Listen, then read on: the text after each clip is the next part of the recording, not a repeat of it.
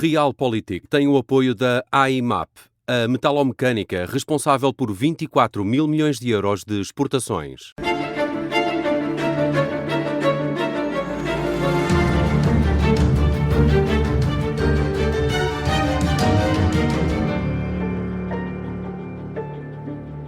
Bem-vindos ao Realpolitik, uma conversa sobre política e atualidade, todas as semanas aqui na Rádio Observador e em podcast. Eu sou o Miguel Pinheiro. Eu sou o Sérgio Sousa Pinto. E nós hoje vamos falar sobre o combate cósmico entre Donald Trump e o Papa, sobre o impasse nas negociações sobre o Código Laboral, mas antes queremos conversar um bocadinho sobre este tema da violência política depois do 25 de Abril, a propósito do debate entre André Ventura e José Pacheco Pereira.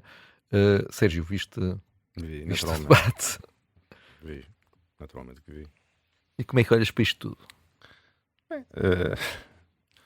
O debate decorreu mais ou menos como eu imaginava que fosse decorrer. Os debates têm um propósito: clarificar posições, evoluir nas nossas posições, oferecer argumentos e factos para que as pessoas livremente formem os seus próprios pontos de vista e convicções sobre a matéria em discussão. Mas todo este propósito é derrotado quando a ideia quando um dos intervenientes, neste caso André Ventura, não está interessado na verdade. Não está interessado na verdade e, portanto, o debate não é leal. É mais uma escaramuça. Não é um debate, é uma escaramuça. Uma escaramuça penosa. Uma escaramuça penosa. Realmente, eu acho que o José Pacheco Pereira expôs-se a este debate por sentido de ver, mas isto serve de emenda. Quer dizer, não é possível debater com quem não está interessado na verdade. Não está interessado na verdade. Está interessado em iludir as pessoas ou por...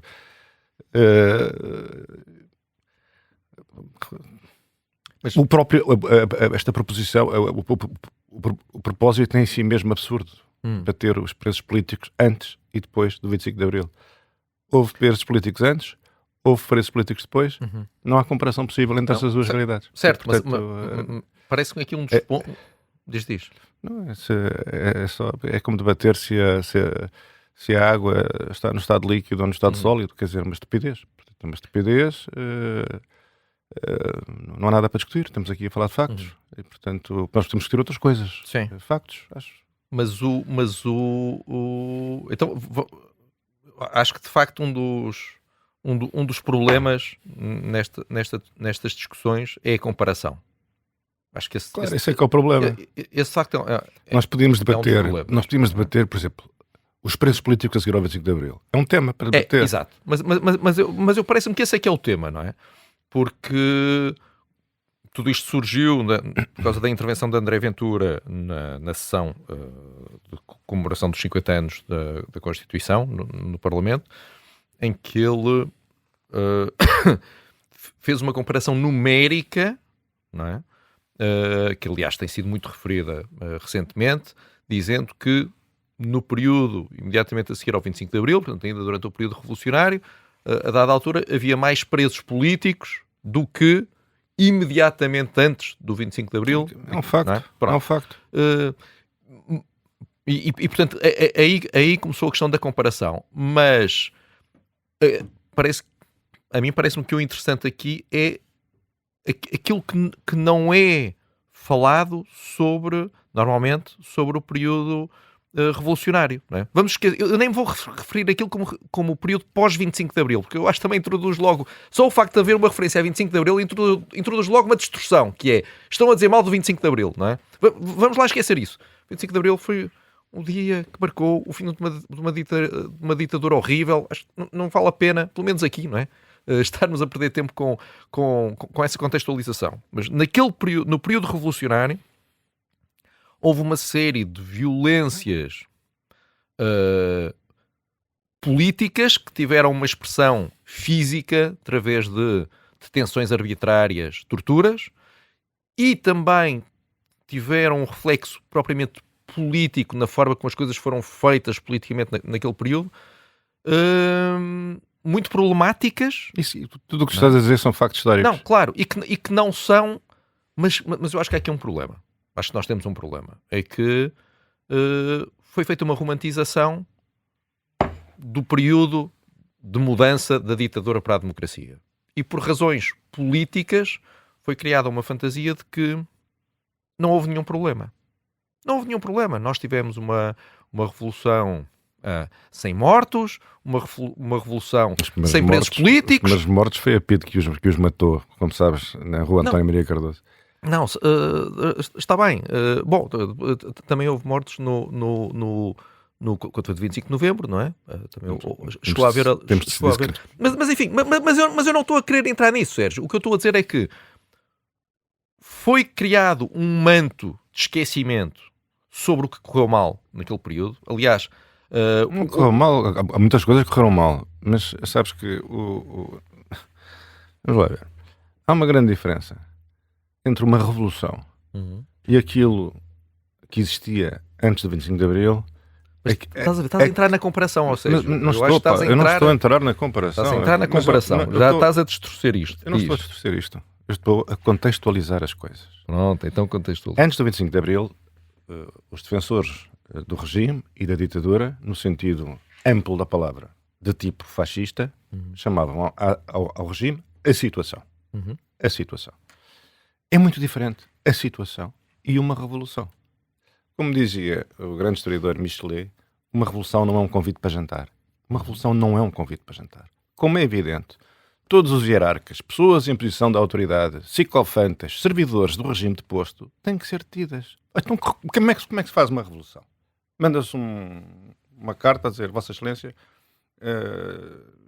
já não está no exercício das suas funções, prossiga na alegria da vida privada. Sim. O próprio êxito do propósito revolucionário supõe a detenção transitória de determinadas pessoas que, evidentemente, num momento excepcional e único, são muitas. Mas não é e tu dir-me-ás a mim. Não é disso que estamos a falar. Então é a quantidade de gente que foi, sem justificação nenhuma, detida e teve meses privada de liberdade. Eu digo que isso é um facto. Foram erros, foram excessos, foram abusos, mas que eu diria que são inevitáveis num processo revolucionário. Ao fim de 40 e tal anos de opressão, de violência e de brutalidade policial. Sérgio, aqui o meu ponto é mas posso estar enganado. Mas eu discuto isso contigo. Certo. Não, mas o meu ponto é o de que esses excessos, durante muito tempo, e eu acho que ainda hoje, são... há uma tentativa de os esquecer. E o melhor exemplo disso é que um dos protagonistas do debate foi o chamado relatório das sevícias, que é um relatório que foi mandado fazer pelo Presidente Costa Gomes, ainda ao Presidente Costa Gomes, logo a seguir ao 25 de novembro. Uma das pessoas que fazia parte da comissão que escreveu o relatório das sevícias foi Francisco Sousa Tavares, o que dá aqui um toque interessante. E esse relatório foi feito, documentava as prisões arbitrárias, torturas, violências políticas, documentava tudo isso. E a 3 de março de 2000, a 3 de março é a data da notícia sobre isso, mas em março de 2021, percebeu-se, o então Presidente da República, Marcelo Rebelo de Sousa, percebeu que esse relatório, que estava no Palácio de Belém, estava arquivado como secreto.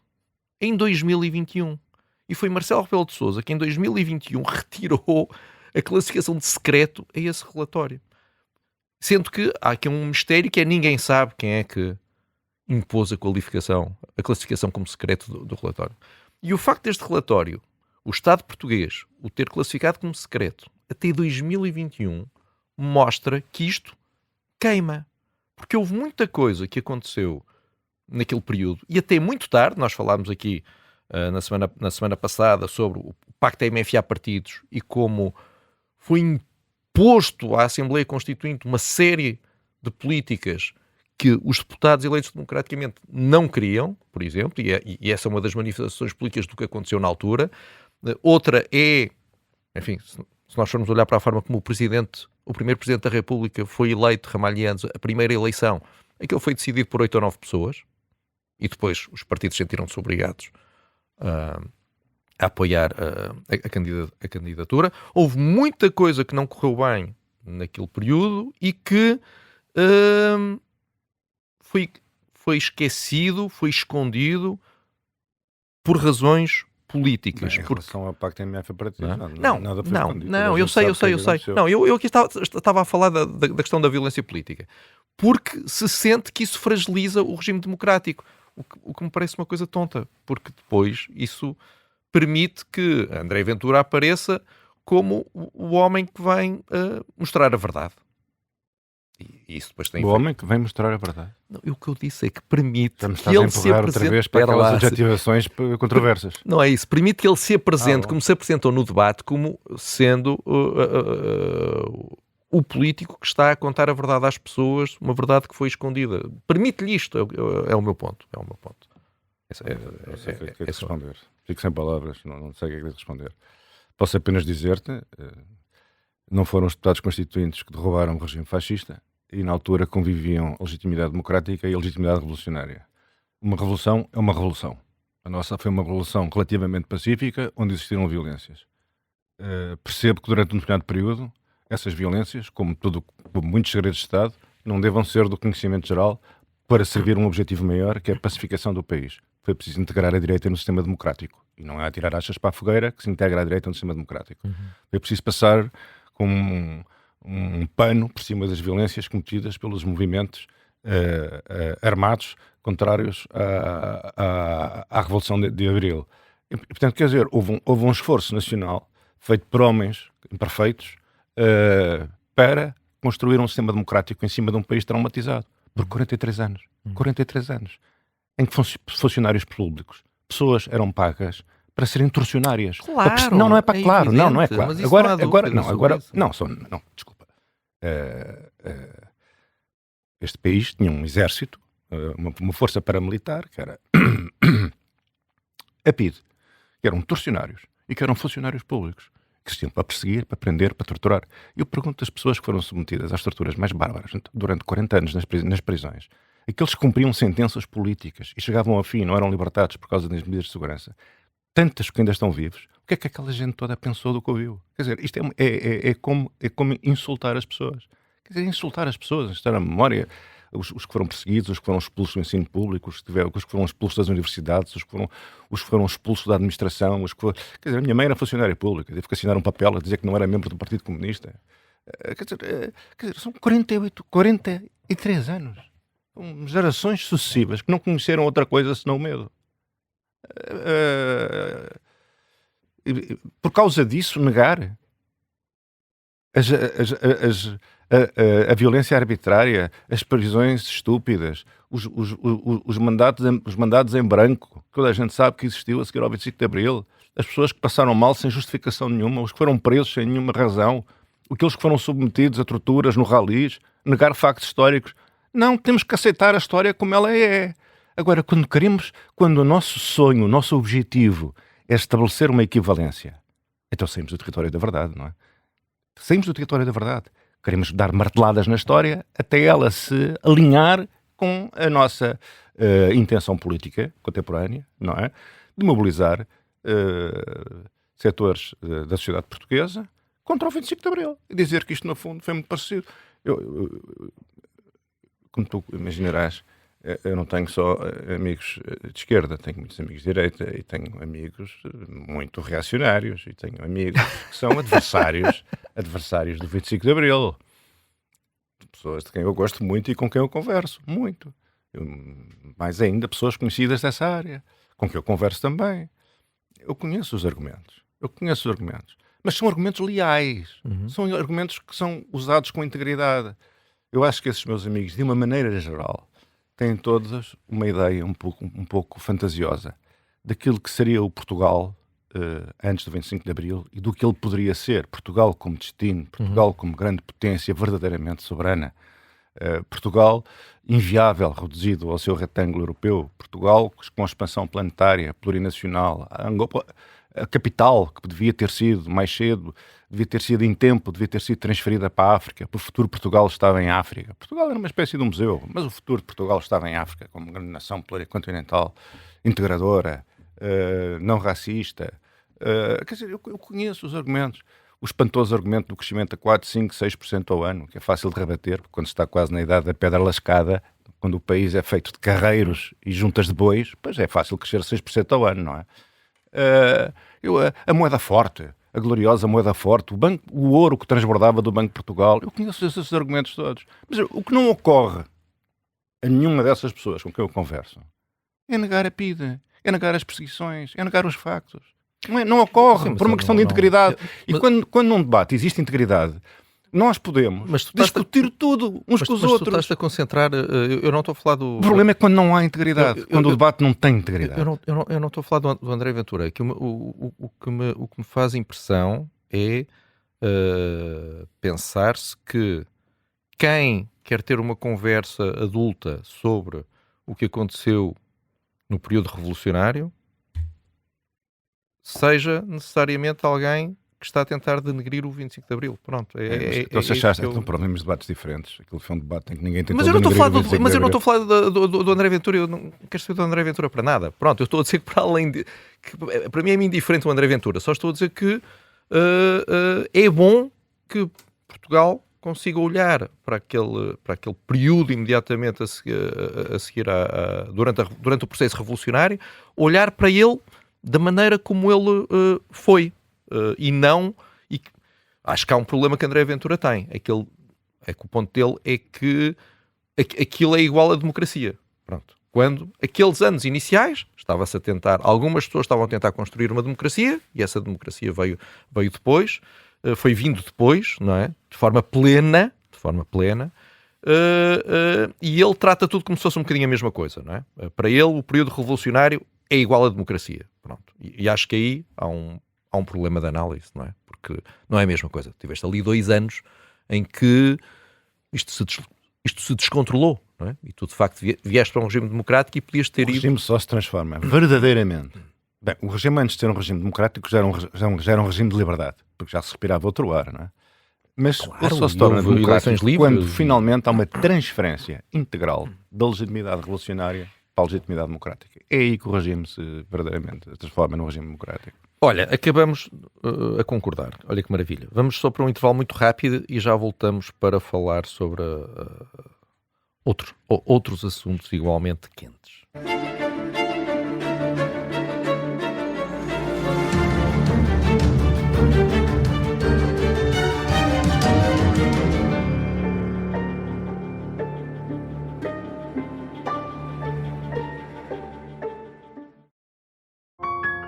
As testemunhas, as mensagens e os vídeos que ajudaram a polícia a desvendar a forma como Renato Seabra assassinou Carlos Castro em Nova Iorque. Havia quem viesse à praça pública dizer que o Carlos Castro era uma víbora e foi ele que provocou tudo isto. Estes são os bastidores nunca revelados da investigação a um crime brutal. Havia quem viesse dizer o contrário, o Renato quis aproveitar-se ao máximo e quando percebeu que não dava, perdeu a cabeça. Episódio 2. O meu nome é Jesus Cristo. Os ficheiros do caso Carlos Castro é uma série para ouvir em 6 episódios que faz parte dos Podcast Plus do Observador. É narrada por mim, Joana Santos, com banda sonora original de Júlio Rezende. Os Podcast Plus do Observador têm o apoio da Kia.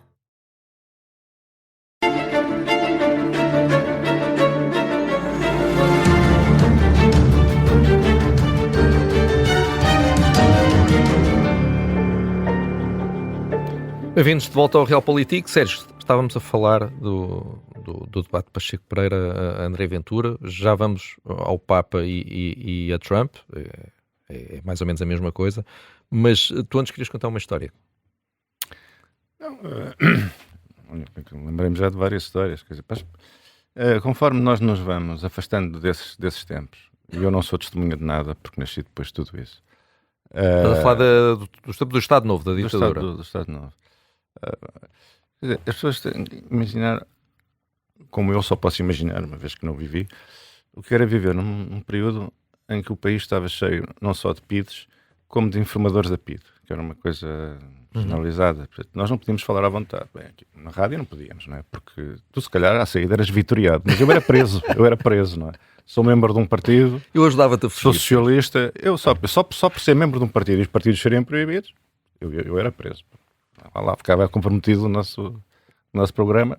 tinhas que arranjar outra pessoa, porque eu estava no Aljube. Tu se calhar recebias uma comenda. Estou a brincar, não recebias nada. Provavelmente também eras preso para andares aqui andares em mais companhias. Era preço por associação. Eras preso por associação.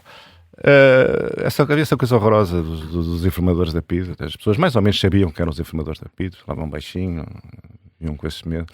Havia uma coisa muito curiosa que era as coletas de recolha de fundos para apoio às famílias dos presos políticos. E essas recolhas de fundos andavam por todo lado, não é?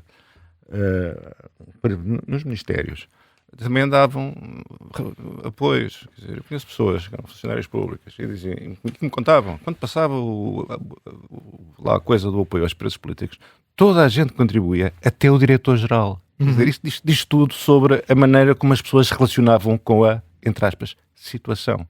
Quer dizer, havia o reconhecimento, que era um regime privado. A privação de liberdade é uma coisa, para nós, difícil de conceber. Nós passamos a vida a debater os limites da liberdade. Imagine-se a privação dela. Não é? Mas sabes que eu, a propósito da recolha de fundos para ajudar famílias de presos políticos, li há pouco tempo um livro que se passava na ditadura militar brasileira. Sim. E contava uma história enfim, na altura foi lançada a Rede Globo, estava à frente dela o Roberto Marinho, que foi acusado, um grande empresário da comunicação social, que foi acusado muitas vezes de ser próximo dos militares. Neste livro eles até dizem uma coisa interessante, que não era ele que era próximo dos militares, eram os militares que eram próximos dele. Mas ele tinha uma célebre frase que era: dos meus comunistas trato eu. Ou seja, não venham para aqui tentar aprender os comunistas, jornalistas comunistas que trabalham para mim. E eles contam a história de uma vez a Pilato Sítio foi falar com o Roberto Marinho, porque um dos principais responsáveis pelo jornal, acho que era pelo jornal, pelo Globo e não pela televisão, eles tinham detectado que ele tinha dado um contributo, um financiamento para precisamente uma organização de auxílio às famílias de presos políticos. E o Roberto Marinho chamou e disse: que é isto? Como é que isto é possível? Como é que vocês se metem nestas coisas? Ele diz: não, é que o meu pai foi um preso político, nós vivíamos graças a estes apoios e, portanto, eu vou sempre dar dinheiro. Quando me pedirem, vou sempre dar dinheiro. E o Roberto Marinho diz-lhe: mas tinha que ser em cheque. E realmente mostra como, enfim, mesmo naqueles momentos de pico de ditadura, existe nos sítios mais inesperados, como tu dizias, até o diretor-geral, e aqui era o presidente da maior organização jornalística do Brasil na altura, que, enfim, sabia onde é que estavam. Então vou-te contar também outra história. O Mário Soares. Isto foi a história contada pelo Mário Soares. Depois da deportação, é exilado para... Depois da deportação para São Tomé, é exilado e vai para a França, Paris. Onde um grande empresário da área dos petróleos, Manuel Bulhosa, contrata o Mário Soares como jurista, não é? E o regime ficou indignado. A ideia do regime era Mário Soares arrastar-se pelas ruas de Paris e morrer de inanição no Quartier Latin, não sei. Mas o que é certo é que o regime ficou indignado com o facto de uma figura, enfim, respeitável, o Dr. Manuel Bulhosa, estar a apoiar um opositor ao regime como Mário Soares. E então abordaram Manuel Bulhosa, tendo em conta a figura que era Manuel Bulhosa, não há de ter sido um secretário qualquer de uma repartição, e o Manuel Bulhosa respondeu da seguinte maneira: quando for a vossa vez de serem deportados e exilados, eu também vos ajudo. Certo.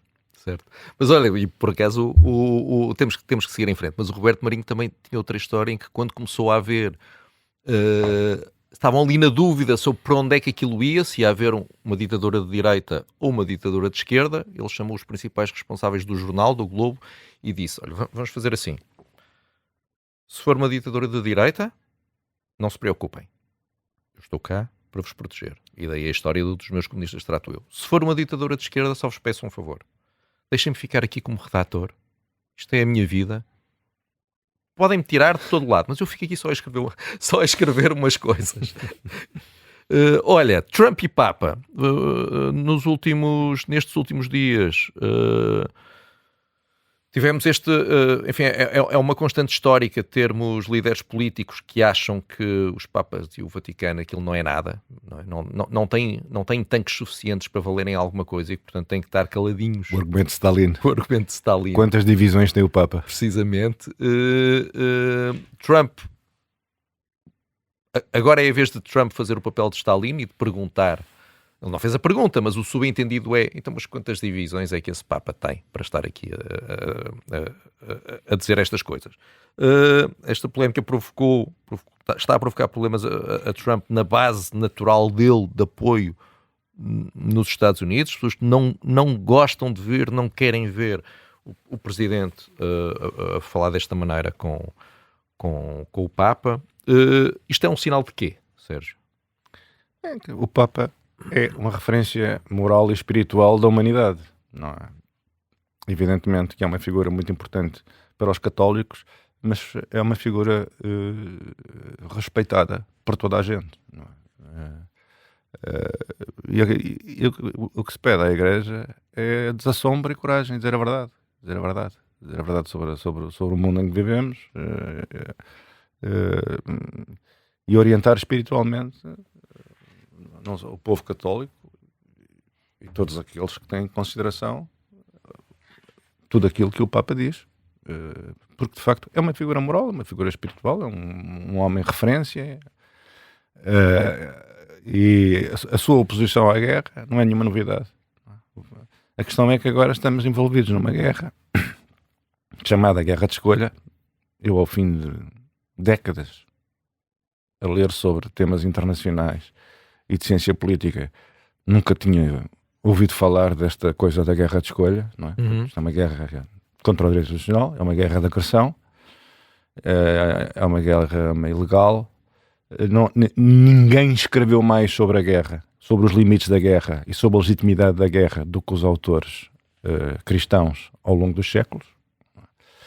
E, portanto, a Igreja tem todo o direito que não está afastada do mundo, que está mergulhada na realidade e no mundo, tem todo o direito de se pronunciar e dizer o que pensa, e os católicos farão o que bem entenderem. Agora, que esta investida de Trump contra o Papa, quer dizer, inscreve-se com grande coerência nos desmandos e loucuras de um presidente americano que parece uma pessoa que está demente ou que não tem... ou que não se deixa aconselhar.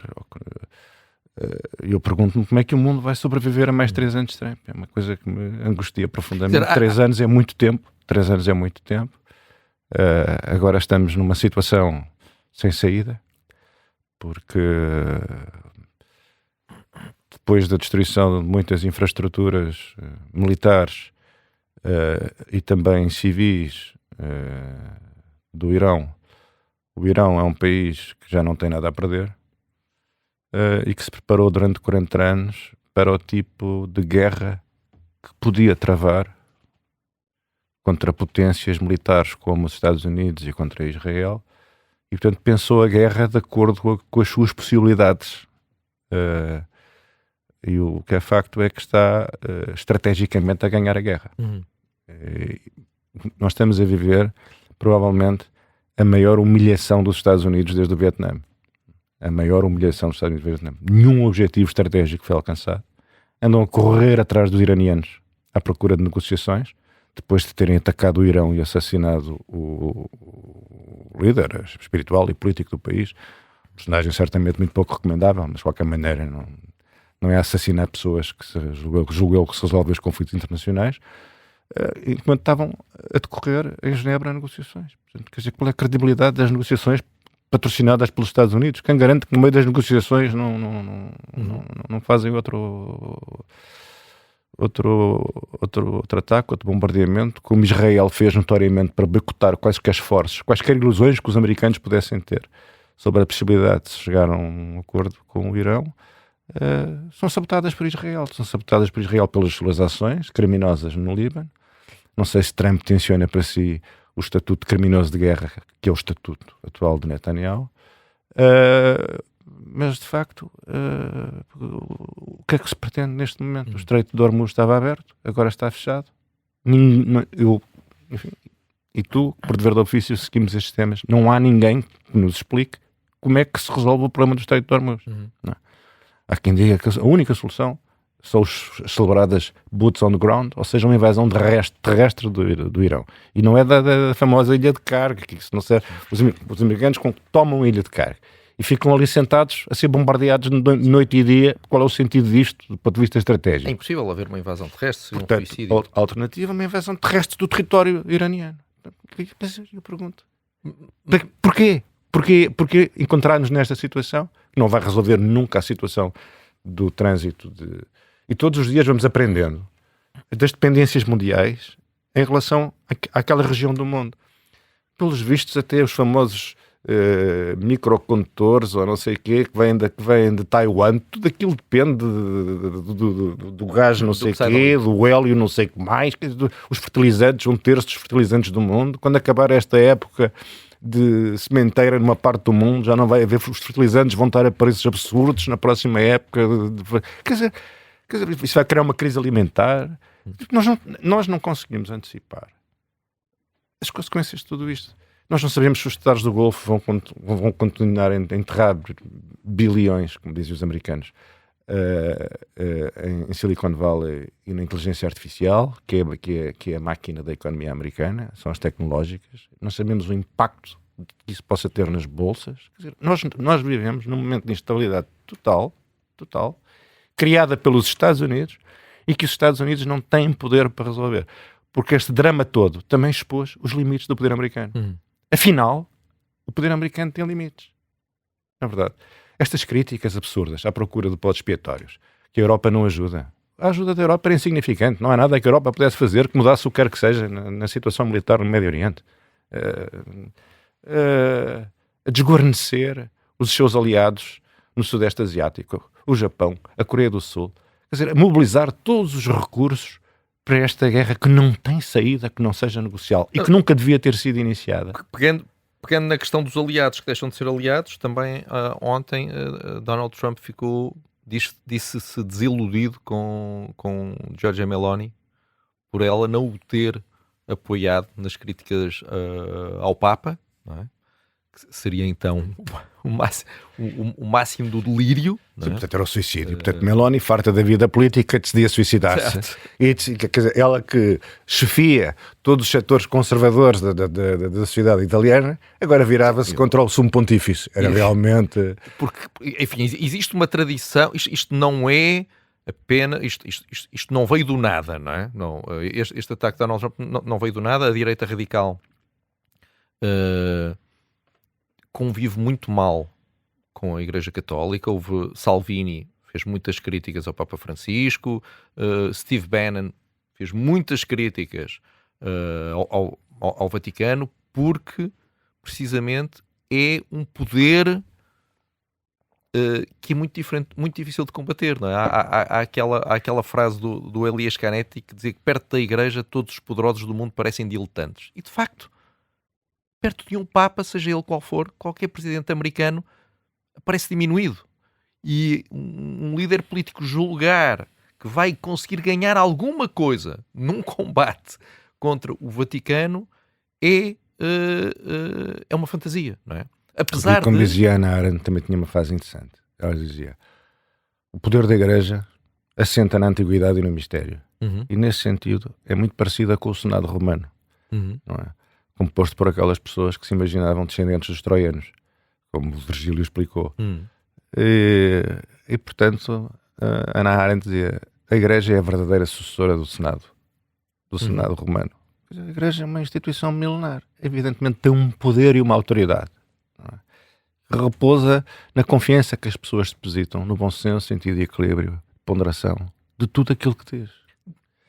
Dito isto, tem uma tradição evangélica anticatólica nos Estados Unidos, então ela é evidente. Não, certo. Mas apesar de tudo isso, e concordando com tudo isso, eu acho que há um problema na forma como a Igreja tem vindo a interpretar e a mudar a interpretação e a sua visão sobre aquilo que é o tal conceito de guerra justa, não é? O centro desta polémica entre a administração Trump, J.D. Vance também veio falar sobre isso, e o Vaticano também houve problemas com os migrantes, claro, isto tudo vem de trás, não é? Mas neste momento está centrado no conceito de guerra justa, e durante muitos séculos a Igreja admitiu a existência de um conceito de guerra justa, tinha até enumerou os vários pontos que permitiriam qualificar uma guerra como guerra justa, e as coisas começaram a mudar. Nem foi com o Papa Francisco, foi com Bento XVI, e hoje em dia, na prática, para a Igreja, deixou de haver um conceito de guerra justa. E eu tenho alguma dificuldade em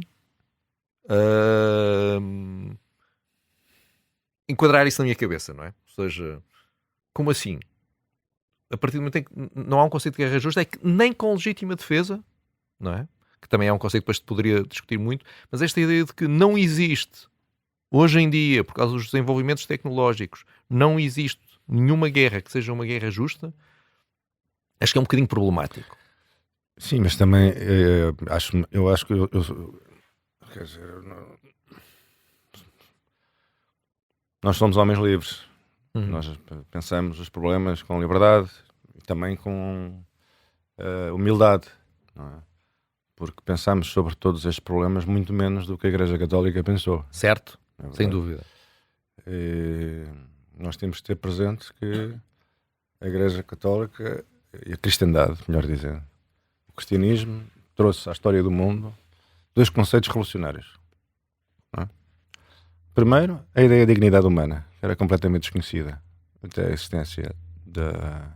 Não quer dizer que os filósofos da antiguidade não fossem humanistas, mas a ideia de dignidade humana associada ao entendimento de que a dignidade humana do soberano e a dignidade humana do mais mísero homem sobre a terra é a mesma aos olhos de Deus. Esta ideia fundamental de igualdade perante Deus, todos os homens, é uma ideia revolucionária.